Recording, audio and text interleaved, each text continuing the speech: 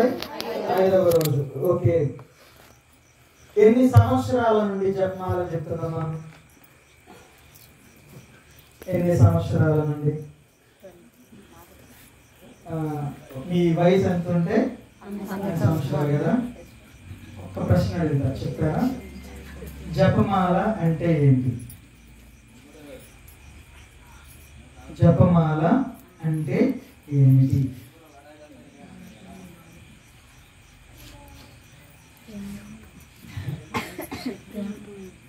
అర్థం కాలేదు. చెప్పండి, ఏది చెప్పినా కరెక్ట్, నేను దానికి సింక్ చేస్తాను. జపమాల అంటే మరీ తల్లికి ఇష్టమని మరియమ్మ గారికి జపమాల చెప్పుకోవటం మే నెల ఈ నెల ప్రత్యేకత అని మా నమ్మకం. మరీ తల్లి దీవెన ఉంటుందని. ప్రియ సహోదరి సహోదరులారా, ఈ జపమాల అనేది ఎలా ప్రారంభమైందో తెలుసా?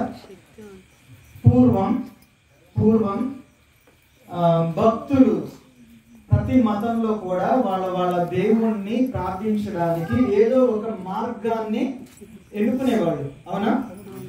ఎవరైనా సరే దేవుడిని నమ్మిన వాళ్ళు వాళ్ళ దేవుడితోటి మాట్లాడటానికి కానీ ప్రార్థించుకోవడానికి కానీ వాళ్ళ యొక్క స్థితిగతులు చెప్పుకోవడానికి ఏదో ఒక మార్గాన్ని అవలంబించేవాళ్ళు. అలా అవలంబించే పద్ధతులు చాలా ఉన్నాయి. కొంతమంది పూజ అంటారు, కొంతమంది ప్రార్థన అంటారు, కొంతమంది అర్చన, ఇంకా వేరే వేరే వేరే యాగాలు యజ్ఞాలు అంటారు. అలాగే మనకి దేవుడు ఇచ్చినటువంటి గొప్ప వరం ఈ జపమాల. ఈ పూర్వకాలంలో ప్రజలు ఏం చేసేవారంటే, భక్తులు దేవుడితోటి ఎక్కువగా సమయం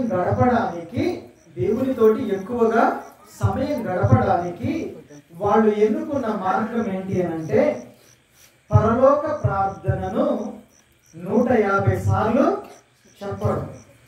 సో వీళ్ళు పరలోక ప్రార్థన 150 సార్లు ఎలా చెప్తున్నారో తెలుసుకోవడానికి వాళ్ళు చిన్న చిన్న రాళ్ళని ఏరుకొని జేబులో పోసుకొని ఒక్కొక్క ప్రార్థన అయిపోయిన తర్వాత ఒక్కొక్కటి వదిలిపెట్టేవాళ్ళు. సో అలాగా ప్రార్థన చెప్పేవాళ్ళు. కొన్నిసార్లు 1కి 2 జారిపోయాయి. వాళ్ళు ఏం చేశారంటే, ఆ రాళ్ళనన్నిటిని కాలక్రమంగా తర్వాత కొన్ని రోజుల తర్వాత రాళ్ళనన్నిటిని కూడా అవి పూసల్లాగా తయారు చేశారు. రాళ్ళకే కుర్చీ తాడులాగా తయారు చేశారు. 150. అది చెప్పేటప్పుడు బాగుంది, కానీ మెడలో వేసుకునేటప్పుడు బరువు ఉంటుంది. సో ఆ తర్వాత కొద్ది కాలానికి ఏం చేశారంటే, అది చెక్క పూసలు అంటారు కదా, ఎవరి దగ్గర ఉన్నాయా? సరే, డిఫరెంట్ ఓకే, డిఫరెంట్ పూసలు. ఓకే, ఇలాగా ఈ స్థితికి 8వ శతాబ్దంలో తీసుకొని వచ్చారు.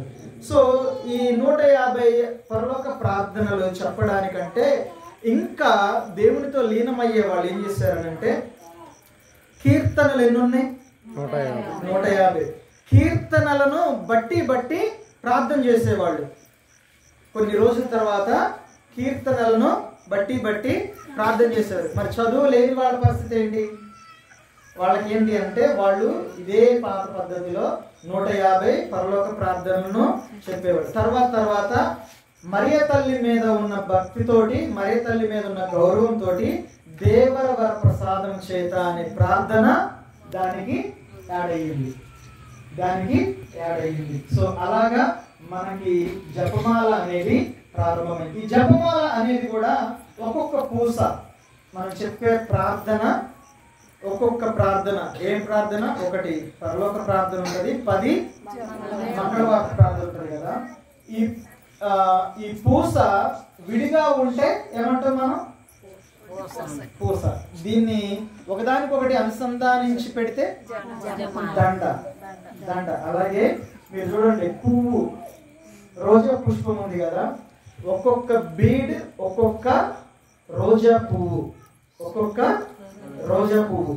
ఈ రోజా పువ్వులు మనం ప్రార్థన చేసేటప్పుడు మన ప్రార్థన, ఒక్కొక్క ప్రార్థన దానికి ఒకటి అనుసంధానించుకుంటా జపమాల లాస్ట్ చివరికి ఏమవుతుంది? రోజా మాలగా తయారవుతుంది.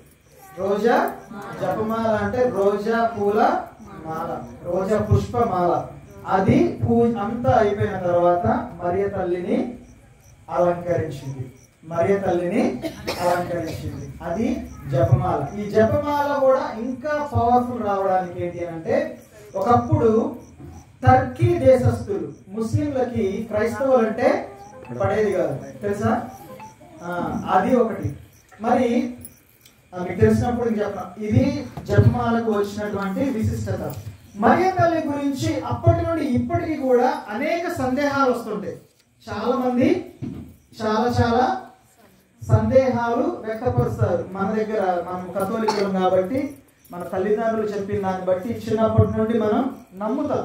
కానీ కొంతమంది ప్రొటెస్టెంట్లు కానివ్వండి, ఇండిపెండెంట్లు కానివ్వండి, ప్రతి ఒక్కరూ కథోలికులను అటాక్ చేసే ఒకే ఒక్క విషయం ఏంటిది? మరియ తల్లి. ఆమె గొప్పదనం తెలియక, ఆమె విశిష్టత తెలియక అనేక మంది ఆమె మీద నిందలేస్తారు. అందులో చాలా నిందలు ఉంటాయి. ఏంటి కొంచెం చెప్పండి. పిల్లలు ఉన్నారు, ఇంకా విగ్రహారాధన, ఇంకా ఆమె తల్లి. ఓకే, మీరు ఇన్ని ప్రశ్నలు వేశారు. ఒకటి, మీరు ఆమెను ఆరాధిస్తున్నారు అంటున్నారు, పూజిస్తున్నారు అని అంటున్నారు. ఎక్కడైనా కథోలిక చర్చిలో ఆమెకు పూజ చేయడం చూసారా? దివ్య బలి సమర్పించడం. పూజ వేరు, ప్రార్థన వేరు, విన్నపము వేరు. ఇంకొకటి, ఆమెను పూజించడం లేదు, మనం గౌరవిస్తున్నాం. నా తల్లిని నేను గౌరవిస్తా, నా తల్లిని నేను ప్రేమిస్తా, నా తల్లితో నేను ఎక్కువ సమయం గడుపుతా. అది వేరు. ఆమెను పూజించడం, ఎవ్వరూ తల్లుల్ని పూజించరు. నా తల్లిని నేను ఎప్పుడు పూజించలేదు. మీరు పూజించారా? పూజించలేదు. మనం గౌరవిస్తాం. గౌరవం ఇచ్చేటప్పుడు ఏం చేస్తామనంటే దండలేస్తారు. ఇప్పుడు సన్మానం జరుగుతుంది అనుకోండి, సన్మానం చేస్తున్నటువంటి వ్యక్తి ఏం చేస్తాడు? శాల్వా కప్పి దండలే. అంటే అంత మాత్రాన ఆయన మనం పూజించినట్లా కాదు కదా? కాదు. రెండోది, మనం దండేసినంత మాత్రాన మనం పూజించాం. మరియ తల్లి ద్వారా మనం దేవునికి మన ప్రార్థనను మధ్యవర్తి. మరియ తల్లి మధ్యవర్తి. మరియ తల్లి ఒక వంతెన. రెండు నదులు ఉన్నాయి. ఒక నది ఉంది, అటు దారి ఉంది, ఇటు దారి ఉంది. మధ్యలో ఏది లేకపోతే ప్రయాణం సాగిస్తామా మనం? అటు వాళ్ళు ఇటు రావచ్చా, ఇటు వాళ్ళు అటు వెళ్ళగలరా? ఏముండాలి మధ్యలో? వంతెన ఉండాలి, లేదా నిచ్చినిస్తున్నా పడవ ఉండాలి. సో మరియ తల్లి అది మనల్ని ఈ ఒడ్డు నుండి ఆ ఒడ్డుకి, భూలోకం నుండి పరలోకానికి చేర్చే మధ్యవర్తి వంతెన. ఇక్కడ నుండి మనల్ని పరలోకానికి నడిపించడానికి. మరియ తల్లిని గురించినటువంటి అనేక సందేహాలు ఏంటి అంటే, మొట్టమొదటిది మీరు అన్నారే, ఆమెకి ఇంకా పిల్లలు ఉన్నారు. వాళ్ళు తెలియని వాళ్ళు ఈ మాట అంటారు, తెలిసిన వాళ్ళు ఈ మాటకి మీరు డిఫెండ్ చేయగలగాలి. ఎందుకంటే మీరు చెప్పినటువంటి దేవమాత ప్రార్థనలో ఒక మాట ఉంటుంది. ఏంటిదా మాట? జన్మ పాపం కాదు, ఒక మాట ఉంటుంది. కన్యకల యొక్క కన్యక, కన్యకల యొక్క కన్యక. అమ్మ, ఒక తల్లి దగ్గరికి వెళ్ళి, ఒక జన్మించినటువంటి తల్లి దగ్గరికి వెళ్ళి ఎవరైనా కన్య అని పిలుస్తారా? చిన్న లాజికల్ గా ఆలోచన చేస్తే, పెళ్ళయి ఇద్దరు పిల్లలు ఉన్నటువంటి స్త్రీ దగ్గరికి వెళ్ళి ఓ కన్యక అని పిలుస్తారా? పిలవరు కదా. బైబిల్ గ్రంథంలోనే యెషయా ప్రవక్త పలికాడు, యువతి గర్భవతి అయి యువతి గర్భవతి, అందులో ఉన్నది ఇక్కడ ఉన్నది. కన్య అని ఎవరిని అంటారంటే, ఏ పురుషుడిని కూడా తెలియనటి శారీరక సంబంధం లేనటువంటి స్త్రీని మాత్రమే, అటువంటి స్త్రీకే అర్హత ఉంటది. మరియ తల్లిని మనం ఇప్పుడు కూడా ఏమని పిలుస్తున్నాం? కన్యకల యొక్క. ఇంకొక మాట ఉంది, నిర్మలమైన మాత. నిర్మల మాత అంటారు, అవునా? నిష్కలంక మాత, నిర్మల మాత. నిర్మల అంటే ఏంటిది? నిర్మలం. నిర్మలం అంటే కల్మషం లేనిది, మచ్చ లేనిది. అందుకని వివాహ సందర్భంలో ఏ మచ్చ కానీ ఏ ముడత కానీ లేదు అని మనం స్త్రీకి సంబోధిస్తాం. అలాగే స్త్రీ మనం మరియ తల్లి గురించి మాట్లాడుకునేటప్పుడు అందులోనే ఉంటుంది, దేవమాత ప్రార్థనలోనే ఉంటుంది, నిష్కలంక మాత, నిర్మల మాత, నిర్మల కన్యకల యొక్క కన్యక, పరిశుద్ధ కన్యక. అమ్మ కుమారుడు ఎవరి ద్వారా వచ్చాడో క్లియర్ గా ఉంది బైబిల్లో. ఏమనుంది? గాబ్రియల్ సంబంధం ఏం చెప్పాడు? అమ్మా సర్వోన్నతమైన శక్తి నిన్ను ఆవరించును, నీవు కుమారుడిని కానీ ఆయనకు పవిత్రాత్మ ప్రభావం చేత అంటుంది. పవిత్రాత్మ ప్రభావం చేత గర్భం ధరించింది కానీ ఏ పురుషుడి వల్ల కూడా కాదు. ఒకటి దానికి మీరు చెప్పగలగాలి. కథోలికులమైన మనము దాన్ని మనం డిఫెండ్ చేసుకోవాలి. ఎక్కడ నుండి? బైబిల్ గ్రంథం నుండే, బైబిల్ గ్రంథంలో నుండే మనం వాళ్ళకి చెప్పాలి. అయ్యా మనుషుల కంటే గొప్పవాడు దేవదూత. ఆ దేవదూతే మరియ తల్లి దగ్గర సాష్టాంగ నమస్కారం చేశాడు, ప్రణమిల్లాడు. ఏం చేశాడు? మరియ తల్లికి వచ్చి వందన వర్షం చెప్పాడు. ఎవరికి మనం గ్రీటింగ్స్ చెప్తే చెప్పండి? నార్మల్ గా దండం ఎవరికి పెడతాం? మనం పెద్దవాళ్ళకి పెడతాం, అవునా? గౌరవప్రదమైన వారికే దండం పెడతాం. నాకంటే తక్కువ ఉన్నవాడికి పెడతామా? మరి చూడండి, దేవదూత గొప్పవాడా, మనిషి గొప్పవాడా? మరియ తల్లి మనిషా, దేవదూత? మరియ తల్లి మనిషి. ఎవరికి నమస్కరించారు? దేవదూత మరియ తల్లికి నమస్కరించిందంటే ఆమె ఎంత పవిత్రమైనదో అర్థం చేసుకోవాలి. ఆ దేవుని యొక్క శక్తి కలిగిన దేవదూతే నమస్కరించాడు అని అంటే ఇంకా మనము ఆమెను ఇంకెంత గౌరవించాలి. చాలా మంది అంటారు మరియ తల్లి యేసుక్రీస్తుని లోకానికి తీసుకురావడం వరకే ఆమె బాధ్యత. తర్వాత మీరు చూడండి, బైబిల్ గ్రంథంలో యేసు ప్రభువు చూస్తే మనకు చాలా ఉంటాయి. మరియ తల్లి గురించి, యోసేపు గారి గురించి విషయాలు చాలా తక్కువ ఉంటాయి, అవునా?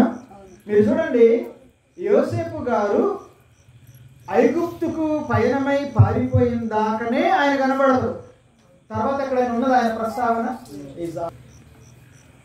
చనిపోయిన వారు మరలా జీవవంతులై పిల్లల్ని ఎలా కంటారమ్మా? అర్థమైందా?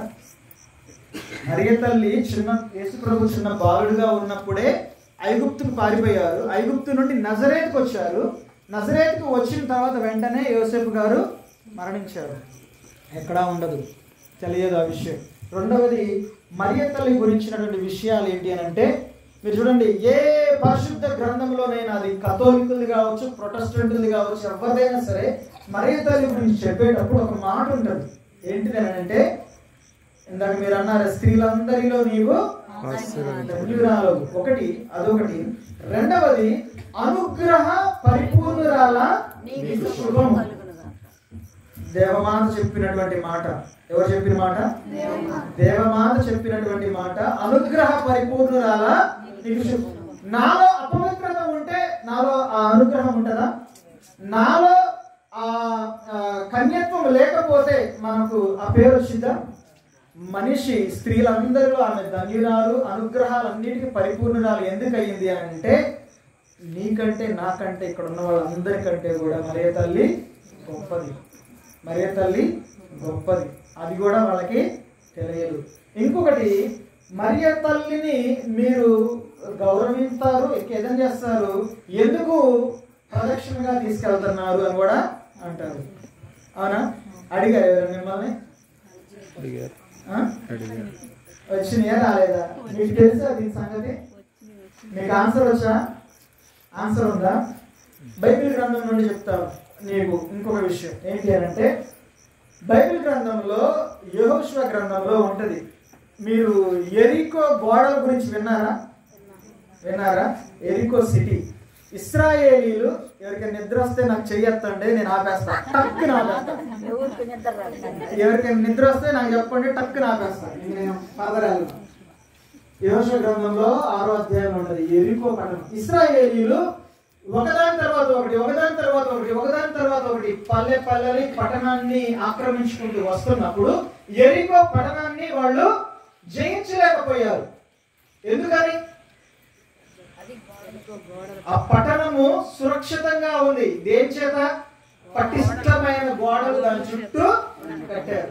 ఏం చేయలేకపోయారు, అటోళ్ళు ఇటు రాలేకపోయారు, ఇటోళ్ళు అటు ఇశ్రాయేలీయులు లోపలికి పోలేకపోయారు. దేవుడు యెహోషువతో ఒక మాట చెప్పాడు. ఏంటి అని అంటే, మీరు 6 రోజులు దాని చుట్టూ ప్రదక్షిణ చేయండి. దేంతో ప్రదక్షిణ? దివ్య మందసం. ఏంటిది? దివ్య మందసంతో గోడల చుట్టూ, సిటీ చుట్టూ ప్రదక్షిణ చేయండి. ఏముంది ఆ దివ్య మందసంలో? మన్నా, అహరోను కర్ర, పువ్వు పూసినటువంటి కర్ర, ఇంకా 10 ఆజ్ఞలు 3. అమ్మా, ఇవి 3 కూడా దేవుడిచ్చినవి. ఎవరిచ్చినవి? మన్నా ఎవరు కురిపించారు? దేవుడు. మోషేకి కర్ర ఇచ్చింది, అహరోను కర్ర ఇచ్చింది ఎవరు? దేవుడు. 10 ఆజ్ఞలు ఇచ్చిన వాడు దేవుడు. ఇవి 3కి అంత పవిత్రత ఉన్నది. ఆ మందసంలో పెట్టుకొని దాని చుట్టూ తిరిగారు కదా, 6 రోజులు తిరిగారు, 6 సార్లు. 7వ రోజు 7 సార్లు తిరుగుతారు. 7 సార్లు తిరిగిన తర్వాత ఏమంటారనంటే, యాజకులు బూరను ఊదుతారు. బూరను ఊది ప్రజలందరూ గట్టిగా అరిస్తే ఉన్న ఫలాన గోడలన్నీ కూడా కూలిపోయింది. వాళ్ళ సమస్య తీరిపోయింది. ఇప్పుడు మరియ తల్లిని ఎందుకు అని అంటున్నానంటే, ఆ మందసంలో ఉన్న పవిత్ర వస్తువులు దేవుడిచ్చినాయి. దేవుడు ఇచ్చినాయి, కానీ దేవుడు కాదు. దేవుడు అవునా? దేవుడా కాదు. దేవుడు ఇచ్చినాయి. దేవుడు ఇచ్చిన వాటికి అంత శక్తి, అంత పవిత్రత ఉంది. దేవునికి తన గర్భాన్ని ఇచ్చింది. ఏమిచ్చింది? దేవునికి తన గర్భాన్ని ఇచ్చింది. దేవునికి రక్త మాంసాలను ఇచ్చింది. లోకానికి రక్షకుడికి ఏమిచ్చింది? తన రక్త మాంసాలనే దేవుడికి ఇచ్చింది. మనము దివ్య మందసంలో ఏం పెడతాం? అందులో ప్యారిష్కి వెళ్తే దివ్య మందసంలో ఏముంటది? దివ్య సప్రసాదం. దివ్య సప్రసాదం అంటే ఏంటి? యేసు ప్రభు యొక్క అక్కడ ఎక్కడ నుండి వచ్చినాయి అవి? ఇక్కడ నుండి వచ్చినాయి. ఎక్కడ నుండి వచ్చినాయి? ఇప్పుడు ఎవరిది దివ్య మందసం? గర్భం, పవిత్రమైన గర్భం. ఇప్పుడు ఆ శక్తివంతమైన మందసం తిరిగితేనే సమస్యలని తీరిపోతే, ఎంత శక్తివంతమైన అద్భుతమైన మరియ తల్లిని తిప్పితే మనకు తీరవా? సమస్యలు, ఇబ్బందులు, కష్టాలు, శ్రమలు. ఒకప్పుడు ఊర్లో ఏదైనా అంటు రోగాలు వచ్చినా, ఏదైనా వచ్చినప్పుడు, వానలు పడనప్పుడు, వర్షాలు రానప్పుడు, అంటువ్యాధులు వచ్చినప్పుడు, ఇంట్లో సమస్యలు ఉన్నప్పుడు మనమందరం కూడా మనము వెళ్ళలేకపోయేవాళ్ళు. కొన్నిసార్లు మూలకి వెళ్ళాలంటే కష్టం. ఉత్సవ విగ్రహం అంటారు కదా, అది ఇంటింటికి తిప్పుతారా? తిరగలేదు. సో మీకు ఇంకొక ఎగ్జాంపుల్ చెప్తా. ఇదేంటి, మట్టల ఆదివారం రోజున యేసు ప్రభుని ఏం చేశారు? గాడిద మీద ఊరేగించారు. యేసు ప్రభు ఇంటింటికి దూరిందా? ఇంటింట్లో ప్రవేశించిండా? ఆయన ఎక్కడ ప్రవేశించాడు? వీధుల్లో నడిచాడు. అప్పుడు ఏం చేశారు ప్రజలు? తీసుకొచ్చి పరిచారు మంచిగా, జయ జయ ద్వారాలతోటి వాళ్ళ యొక్క వస్త్రాలు. ఎందుకని? దానికి ఒక రీజన్ ఉంది. యేసు ప్రభు పరిచర్యలో ఉండగా ఒక స్త్రీ వచ్చి, నీ అంగీ అంచును అంటుకుంటే అది నమ్మకం. వాళ్ళు వచ్చి దాని మీద పెట్టారు, స్వస్థతలో పడింది. అంటే మన యేసు ప్రభువు లాగానే, యేసు ప్రభుతో పాటు మరియ తల్లి ఉంటారు కాబట్టి మనం ప్రదక్షిణగా తీసుకునేది. అలాగే చాలా మంది అనుకుంటారు మరియ తల్లిని చాలా చాలా తక్కువగా చూస్తారు. ఏంటిది? ఆమె కేవలం దేవుని యొక్క ఆజ్ఞను పాటించి వదిలిపెట్టడం వరకే. అలా కాదు. మరియ తల్లి నాకు తెలిసి యేసు ప్రభుతో పాటు ఆమె విశిష్టమైనది. ఎందుకనంటే ఇక్కడ అందరూ క్యాథలిక్సేనా? అందరూ క్యాథలిక్సే కదా. సో మన శాంతి రాజు, రాజులకు రాజు ఎవరమ్మా? ఎవరు? రాజులకు రాజు అని ఎవరికి బిరుదు? చెప్పండి, మీకు తెలిసిందే, యేసు ప్రభుకే కదా. ఆ రాజుకు జన్మనిచ్చినటువంటి తల్లిని ఏమంటారు? రాణి అంటారు, అవునా? సో రాజు రాణి ఎవరికి ఎక్కువ అధికారం ఉంటది? యేసు ప్రభుకి అధికారం ఉండ, తల్లి కదా. నేను అనేది యేసు ప్రభు గురించి కదా. రాజు రాణి, రాజుకు జన్మనిచ్చిన రాణి మహారాణి. రాజ్యంలో ఎవరికి ఎక్కువ అధికారాలు ఉంటాయి? రాణికే ఉంటాయా? రాజుకే ఉంటుందా? అందరు కరెక్ట్ గా క్యాథలిక్స్ అని అందరు బాగా సరే, నేను మైక్ యూజ్ చేస్తా, లేకపోతే ఆపేస్తా. సో అందరూ సినిమా చూస్తారా? బాహుబలి సినిమా చూసారా? బాహుబలి సినిమాలో బల్లాల దేవుడు ఎవరు? అరే అబ్బా, ఏం నవ్వుతున్నా చెప్పండి. అవునా? సో ప్రభాస్ని చంపడానికి రాజు తండ్రి అనేకమైన కుట్రలు చేస్తారు, కానీ చంపడానికి వాళ్ళకి అధికారం ఉందా? అధికారం ఎవరికుంది? ఎవరికుంది? రాజమాత ఎవరు? మీకు ఇప్పుడే అర్థం కావాలి. మరియ తల్లికి ఇంకొక టైటిల్ ఉంది, ఏంటంటే పరలోక భూలోక దేవమాత ప్రార్థన. అసలు మీరు ఆ దేవమాత ప్రార్థన చదివితే, మంచిగా వింటే, ఆ టైటిల్స్ అర్థం చేసుకుంటే మరియ తల్లి గొప్పతనం మనకు అర్థమైంది. మరియ తల్లి గొప్పతనం, పరలోకానికి భూలోకానికి రాణి, రేణు రాణి, రాజ్ఞి. అర్థమైందా? కుటుంబాల రాజ్ఞి, అపోస్తుల రాజ్ఞి, వేద సాక్షుల రాజ్ఞి, అందరికీ ఆమె రాణి. ఆమె మన మీద పెత్తనం గలది, కానీ ఎప్పుడు మన మీద అజమాయిషి, మనల్ని కాపాడటానికి, మనల్ని రక్షించడానికి తను ఎప్పుడు ముందుంటది. రెండవది, ఆమె నిత్య సహాయ మాత, మన క్రైస్తవుల సహాయ మాత. మీరు చూడండి, కానాపల్లిలో మీరు సరిగ్గా గమనిస్తే యేసు ప్రభువు నెగటివ్ గా కనబడుతుంది మీకు. యేసు ప్రభువు నెగటివ్ గా అంటే అర్థం ఏంటి? మరియ తల్లి దగ్గరకు వచ్చి, మరియ తల్లి యేసు ప్రభు దగ్గరకు వచ్చి ఒక మాట అంటది, అయ్యా వాళ్ళ దగ్గర ద్రాక్షారసం పొరబడింది, ఏదైనా చెయ్యి అంటే యేసు ప్రభు ఏమంటాడో చేస్తాడు వెంటనే. నీకేంటి అమ్మా, నీకేంటి నాకేంటి, అది మన ఇల్లు కాదు, మన సమస్య కాదు, మన ఇబ్బంది కాదు, నువ్వు మెదలకుండా ఉండాలంటాడు. అవునా? యేసు ప్రభు ఆ మాట అనొచ్చా? ఒక భక్తురాలు గాని ఒక భక్తుడు వెళ్ళి గాని అడిగితే దేవుడు ఏం చేశాడు? నో చెప్పాడు. యేసు ప్రభు నో చెప్పాడు. కానీ ఎక్కడ ఏం చేసింది మరియ తల్లి? ఆయన మాట్లాడుతాడు, ఆయన చెప్పినట్టు మీరు, ఆమెకి తెలుసు నా కుమారుడు నేను ఏది అడిగినా చేస్తాడు, నా కుమారుడు నన్ను ఏది అడిగినా చేస్తాడు. సో మరియ తల్లి డైరెక్ట్ గా యేసు ప్రభు మీద నమ్మకంతో ఆయన చెప్పినట్టు మీరు. యేసు ప్రభు ఇప్పటికీ మరియ తల్లి మాట వింటాడు. అందుకనే పరలోకములో మరియ తల్లికి ఒక ప్రత్యేక సింహాసనమే ఏర్పరచబడింది.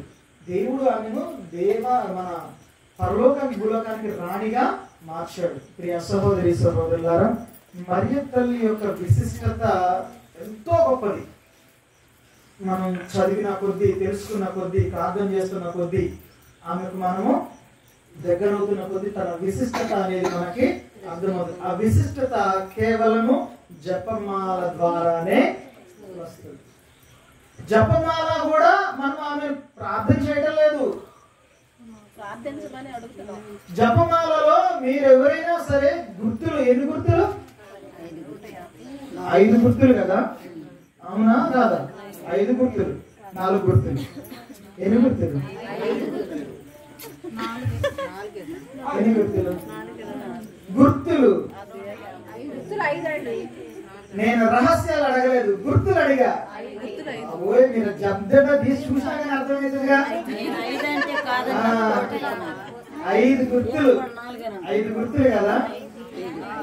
ఆ 5 గుర్తుల్లో మీరు చూడండి, 5 గుర్తులు కాకుండా దేవరహస్యాలు గమనిస్తే, మొట్టమొదటిది సంతోష దేవరహస్యాలు. ఏంటిది? ఏంటిది? యేసు ప్రభు యొక్క జన్మ, యేసు ప్రభు యొక్క బాల్యం, యేసు ప్రభు యొక్క దేవాలయంలో కానుకగా ఆయన యొక్క బాల్యం గురించే ఉంటది. ఆయన యొక్క బాల్యాన్ని ధ్యానిస్తాం మనం.